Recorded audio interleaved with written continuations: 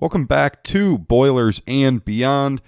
I'm your host, Jordan Jones. It's Wednesday, April 7th here in West Lafayette.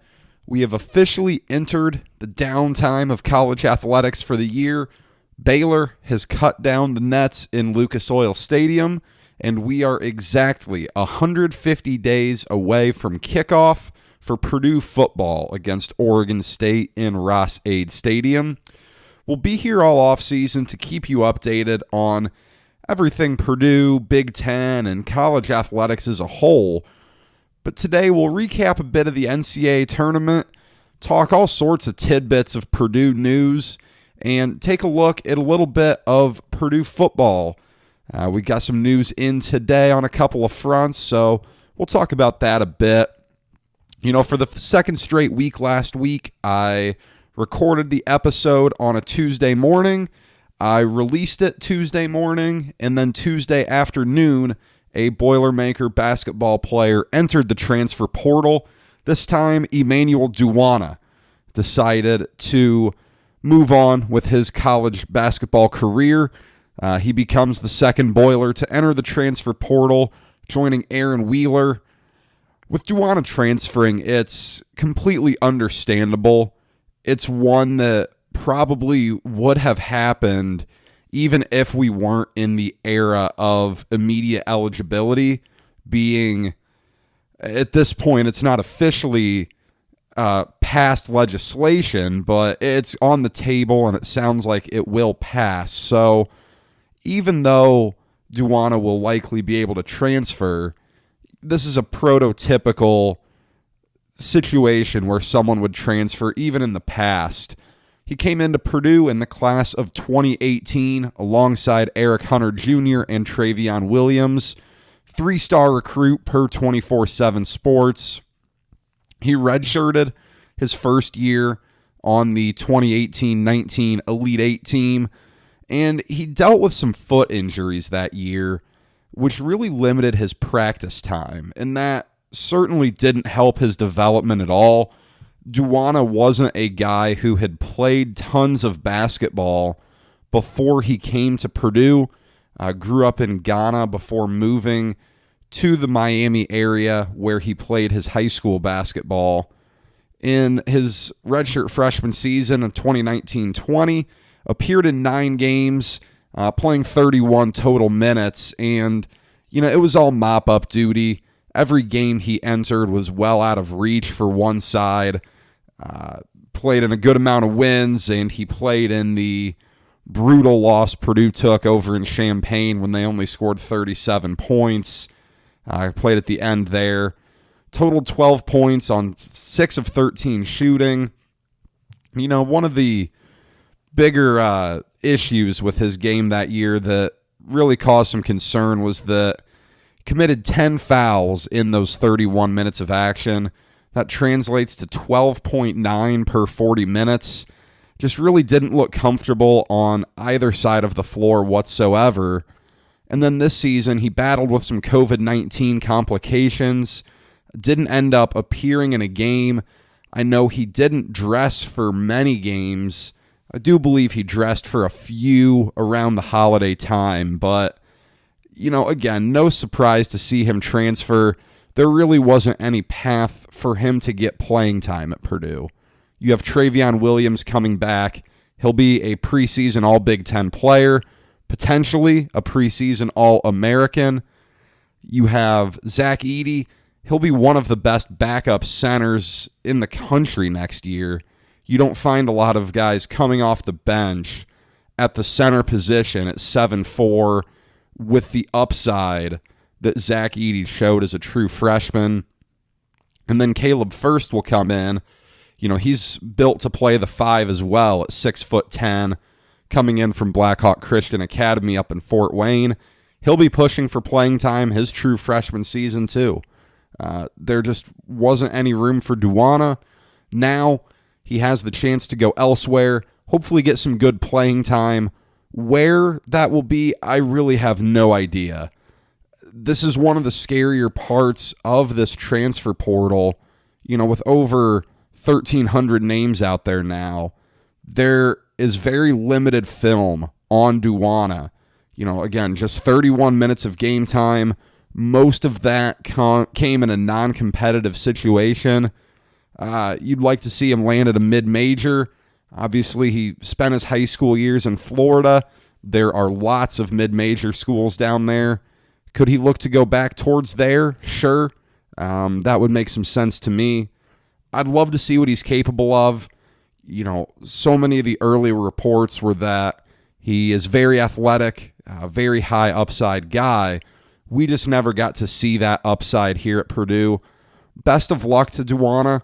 From everything that I always heard was that he was well-liked, good teammate, good in the locker room. So he should have 2 or 3 years of eligibility remaining. Kind of depends on whether a new coaching staff would want to use that extra year from this COVID season or not. And then, on the other side of the transfers with Aaron Wheeler, Thursday morning he announced on his social media channels that he would be headed to St. John's, going to play for the Johnnies up in NYC. This is a very good fit for him. The Big East, very good conference. I always refer to it as the Power Six for basketball because the Big East is absolutely a power conference. Close to home, obviously the Connecticut native, going to be in a much better spot for his family to be able to see games. He said he grew up a St. John's fan. That'll be all good for him. The Johnnies weren't all that good this year, but the Big East should open up next year. Villanova and Creighton are going to lose some talent. Wheeler did express some excitement for St. John's because they run a more up-tempo offense, which is totally fair. That may fit his game better than running a motion-style offense. I think this is mutually beneficial for both Purdue and Wheeler. Purdue will have a logjam at the 4 next year with Trey Kaufman-Renn coming in, who figures to be a prototypical 4. Caleb First could come down and play the 4 some. That's a lot of guys, 2 more guys who are talented. And then you have Mason Gillis as an incumbent who had a fantastic freshman year. Big logjam there. Can't blame Wheeler for going elsewhere. He will be a Purdue graduate. His name is a graduate transfer. Congratulations to him on earning his Purdue degree, and best of luck to him in the Big Apple. Then, yesterday, I was out on the golf course and got a text that Steve Lutz is departing Purdue. He has taken the head coaching job at Texas A&M Corpus Christi. Congratulations to Steve Lutz. Assistants always dream of going and starting their own program somewhere. And no matter how good of a spot an assistant has, there's always that dream of going to be a head coach. And for Lutz, this is probably a really good fit as he's a Texas native, originally from the San Antonio area. And I don't know much about Texas A&M Corpus Christi. They're in the Southland Conference, and they've had some success. From 2014 to 2017, they won 20-plus games in each season. After that, they dropped off a little bit, and the coach, who was there for about 10 years, retired after this year. Pretty good conference. I do believe that's the same conference where Carson Cunningham and Incarnate Word are in. So that would be 2 Boilermakers now coaching in that league. On the flip side, Purdue has 2 vacancies to fill now on their coaching staff. This one might be a little simpler than filling Micah Shrewsbury's offensive coordinator role. Paul Lusk is a name that would make a lot of sense to fill Steve Lutz's defensive coordinator spot. Lusk, a former Painter assistant, took the head coaching job at Missouri State. Things didn't necessarily work out there. He's now an assistant at Creighton. I'm not sure where Purdue will go to replace Shrewsbury. I'd be surprised if Painter doesn't have some very strong candidates in his mind. But obviously, there's nothing out on that vacancy yet. We will be keeping track of all this throughout the offseason here on Boilers and Beyond. And be sure to follow the show on Twitter at Boilers Beyond. If anything comes out, that's where I will first provide my thoughts before I'll have time to get to a podcast. One thing to note about, Purdue losing 2 assistants in one offseason, that says a heck of a lot about the perception of Matt Painter. And I know there's always a small segment of the Purdue fan base that likes to complain about Matt Painter. Look, his coaching tree continues to grow and grow. 2 assistants in one offseason leaving to be head coaches is incredibly rare. You really don't hear about that all that often. And these assistants wouldn't be getting hired if athletic directors across the country didn't have some serious respect for Matt Painter and the Purdue program. Sure, it's an inconvenience for Purdue. I don't think, Purdue has a great nucleus coming back next year. You get everyone back, essentially. We'll get to the preseason accolades Purdue's already starting to bring in here in a bit on the show, but, it's an inconvenience. You don't want to have to replace your coordinator on both sides of the ball, essentially, but it's quite the honor as well. It says a lot about how strong of a job Matt Painter has done at Purdue and how well perceived he is. On another note related to Purdue, the Indiana High School Athletic Association state championship games for boys basketball were this weekend down at Bankers Life Fieldhouse. Congratulations to both of Purdue's class of 2021 signees, Caleb First and Trey Kaufman-Wren, both Indiana High School state champions this year. Caleb First in Blackhawk Christian Academy up in Fort Wayne took down Park Heritage in the 2A state finals 55-40. Caleb First had 20 points in that win, a monster second half with 18 points. And then Trey Kaufman-Wren and Silver Creek survived a heck of a scare from Leo in the 3A game, winning 50-49. Not the best day for Trey Kaufman-Wren. Just scored 13 points. Leo did what you see small schools do when they're outmatched by other teams' big guys, where they put the entire student body in the paint, and every time Kaufman caught the ball, they rushed the entire team at him to make him uncomfortable. Helped seal the game, though, with some clutch blocks, strong rebounding. Good stuff for both First and Kaufman-Wren. Purdue's getting a couple winners in this class. I know that's relative in high school basketball, especially in the lower classes, but nonetheless, these two have won a lot of big games in their high school careers. They're going to be a lot of fun to watch in the old gold and black. And then in that 4A game as well, Carmel took down Lawrence North. Lawrence North led by Indiana 2022 commit CJ Gunn. And Carmel led by senior guard Brian Waddell. Obviously, if you are one who's been around the Purdue program for a long time, the name Waddell should be familiar. Matt Waddell, the starting guard on Purdue's 1994 Elite Eight team. Recently, in fact, yesterday, it became public that Purdue has offered Brian Waddell. Very good player. I can't say I've watched a ton of him. A 6'7" guard, certainly an interesting dynamic there. That's a very big guard to have. Comes from a good high school program. I know those of us in Indiana aren't always the fondest of Carmel, but they do a great job at producing talent.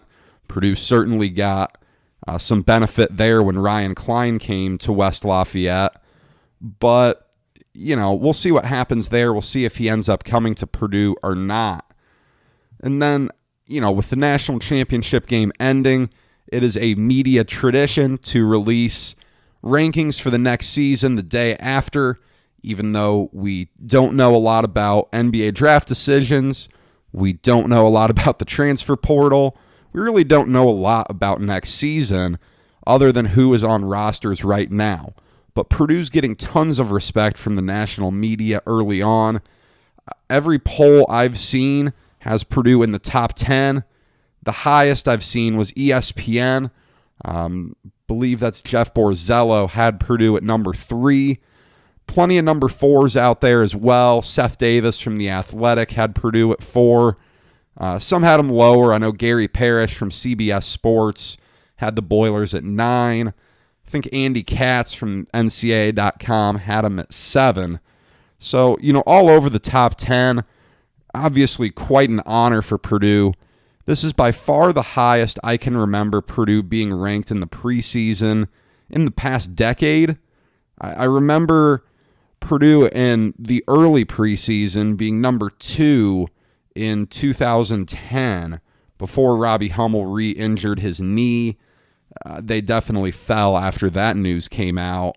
I can't remember where Purdue exactly was before the 09-10 season when Chris Kramer and Keaton Grant were seniors.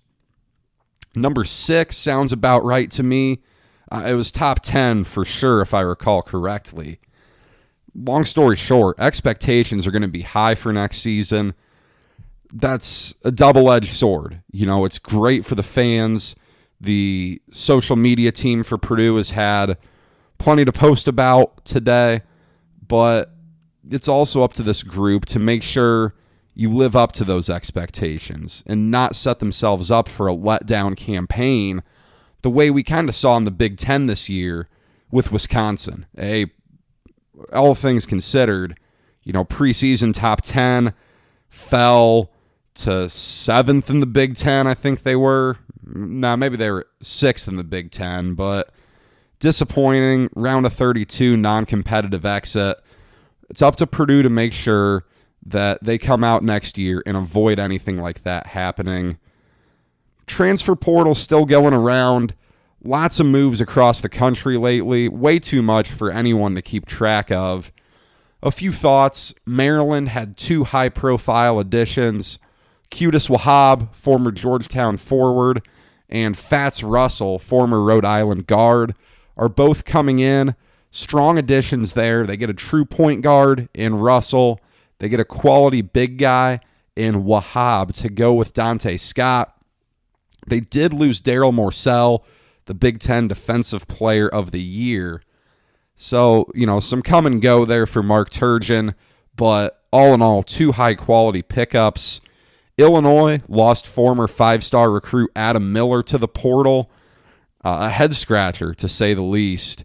Started most of this season. He's a solid 3-point shooter. Wasn't necessarily consistent driving with the ball. Andre Curbelo kind of overshadowed him when it came to the Illini freshman this year, to some surprise. He's a Chicago native, went to school, played in the public league. Really kind of surprised to see him go. We'll see where he ends up.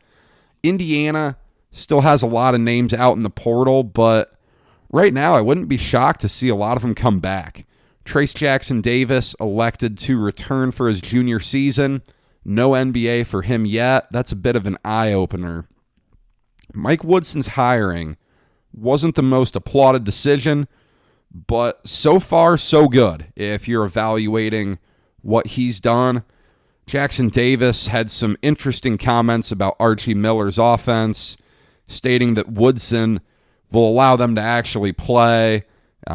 Clearly a shot at Miller. It's worth noting, I don't always like that at all. I think it's a little immature. Jackson Davis was recruited by Archie Miller and that staff. He wasn't a Tom Crean recruit the way Al Durham was. Durham's opted to not come back. He's going to Providence. Guys like Armand Franklin and Race Thompson are the big ones. Parker Stewart, the graduate transfer from Tennessee Martin, I believe. He reaffirmed his commitment to the Hoosiers. Christian Lander, Jordan Geronimo, both took their names out of the portal. They'll be back in Bloomington for another year. So Franklin and Thompson are the 2. I have no leads there, but I wouldn't be shocked to see them come back. And then Dane Fife left Michigan State for the same role at IU. Very good hire for Woodson. So far so good for everything down in Bloomington with the coaching transition. The portal's going to continue to go. I'm not going to spend tons of time covering it unless Purdue gets involved. The NBA draft deadline to withdraw looks like the end of May. Early June, I'll be putting together a show with some early thoughts on what the conference is going to look like, where everyone stands. The big one in the Big Ten recently, Ayo Dosunmu, is gone, not coming back to Illinois. But, we'll be keeping an eye on all that stuff. And, should anything with Purdue happen, obviously then we'll be all over it. Coaching changes across the country seem to be wrapping up for the most part. UNC keeping it within, hiring assistant Hubert Davis to be the head coach. Still, the Carolina family continues to be strong there. Chris Beard leaving Texas Tech for the job at the University of Texas. That's a pretty big deal. I can't imagine being a Texas Tech fan right now, watching your coach leave for an in-state rival. That one's really got to hurt Red Raider Nation. And then Porter Moser leaves Loyola for Oklahoma. Not surprising at all. Replacing a very good coach in Lon Kruger. That should go well for Moser there. The fascinating one that I almost feel like is being underreported because of how weird this story is. Over at Cincinnati, head coach John Brannon is on paid administrative leave now. Coming into next season, as of now, the Bearcats have 4 scholarship players on their roster. Everyone else either graduated or entered the transfer portal. They have no incoming commits. Brannon is being investigated right now, which is why he's on paid leave, with the thought being that Cincinnati's trying to find a way to fire him for cause and avoid that buyout. I don't know that I see this getting any better. I have a feeling Brannon will be fired here soon. If you haven't read anything about that story, if you're an Athletic subscriber, there's a great article there about it. And I don't know if great's the right word to use here because it's such a weird and unfortunate situation, but that's one to keep an eye on. Wrapping up the basketball season, the NCAA tournament's over. We have listened to one shining moment. We have heard Greg Gumbel sign off for the final time. It's not often the two best teams end up meeting in the championship game, but we got it this year. There was no doubt Baylor-Gonzaga was the right matchup. Michigan and Illinois each flirted with the top at times, but neither team had the season that Gonzaga and Baylor did. The Jalen Suggs shot against UCLA at the buzzer, that's going to go down as one of the great shots in tournament history. A wild game. Mick Cronin for UCLA, fantastic this season in the NCAA tournament. They've got a nice future ahead of them. Lots of recognition for the Bruins in those preseason top 25s. Baylor cuts down the nets in Indianapolis. Congrats to Indiana native Scott Drew, winning the national title in his home state and in the city he attended college in and started his coaching career in at Butler. Those camera shots of Homer and Bryce Drew during the game were awesome. Obviously, I'm biased coming from a big family of Valparaiso alums, but, that's a very underrated coaching family.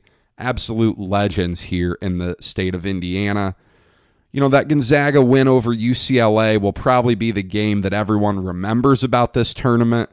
The national championship game didn't live up to the hype one bit. Baylor rolled from the start there. Kudos to the city of Indianapolis for how well they pulled this off. When I was at the Big Ten tournament there, I was very impressed with how things were set up. Obviously, the NCAA tournament, much larger scale, but Only one game canceled, and VCU had those COVID problems before they even got to Indianapolis. Fans were able to attend. Seems like things went well there. Vaccinations seem to be rolling out well. I think it's very safe to be optimistic about fans in Ross-Ade Stadium and Mackey Arena next year. Even right now, fans are allowed at Purdue baseball and softball games, so very good reason to be optimistic. I hope to see all of you next fall at Ross-Ade Stadium. Indianapolis, though, there's no better city to host a major event. The Super Bowl was great when they did it there. The Final Four always does well there. I can't wait until another Final Four comes back to Indianapolis when more fans can go, and hopefully I can be a part of that. And then finally, just to wrap up here on the show, a couple Purdue football thoughts. The coaching staff is finalized. Purdue hired James Adams as a defensive backs coach. Adams was previously at Navy, but his big experience came when he was on Brad Lambert's staff at Charlotte, when Lambert was the head coach there. Obviously, Lambert, the new Purdue defensive coordinator.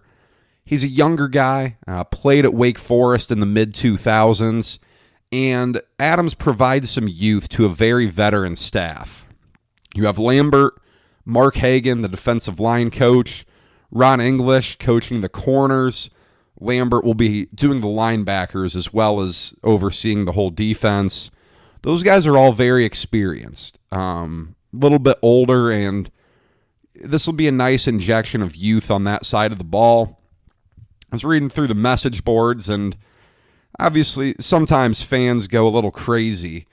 One comment I saw that really stuck out was, if you're thrilled on cloud nine about this hire or you're down in the dumps on this hire, either way, you're spending too much time trying to push your agenda of how you feel Purdue football's going right now. And I agree with that. If you're all upset and think the sky's falling on Purdue, you're probably critical of this hire. If you're on cloud nine and think there's no cause for concern over the last 2 years, yeah, you're probably thrilled about this hire. Realistically, it's a position coach hire. Optimism should be fine. I personally like it on paper, but it's not something I'm going to rant and rave about. We'll see how it goes. Purdue has certainly an interesting group of defensive backs. Corey Trice has shown some serious ability. Marvin Grant and Cam Allen are a couple of safeties who really can cover a lot of ground and deliver some very hard hits. Got some transfers coming in back there as well. 2 SEC defensive backs from Florida and Kentucky. Be interesting to see what that defensive backfield can look like this year. Certainly needs to be better than it was a year ago. And then Dejon Hewitt entered the transfer portal. This isn't surprising one bit. He rarely saw snaps, even when King Doru was injured for the first 2 games last year. Hewitt played a few games his true freshman year, 2019, but still redshirted. Saw limited action in 2020, didn't record a single carry on the year. The Nashville native is now in the portal. Purdue's only 2 experienced running backs now are Xander Horvath and King Doru. Maybe Purdue will look at the portal to add some help there, but the staff is full. Spring ball is over. The countdown to kickoff has begun. 150 days until Jeff Brom and the Boilers are back on the field. That's all I have for you today. Thank you for spending time with me. We'll continue to monitor those assistant coach positions for Boiler basketball. We'll keep an eye on any news coming out of the football program. Be sure to follow the show on Twitter at BoilersBeyond for news and notes regarding Purdue athletics. The show is available wherever you get your podcasts. Subscribe so you don't miss an episode over the summer. We'll be back next time, but until then, enjoy the nice spring weather. There's baseball on. Great time to go play some golf, so enjoy everything going on now that we're over with winter.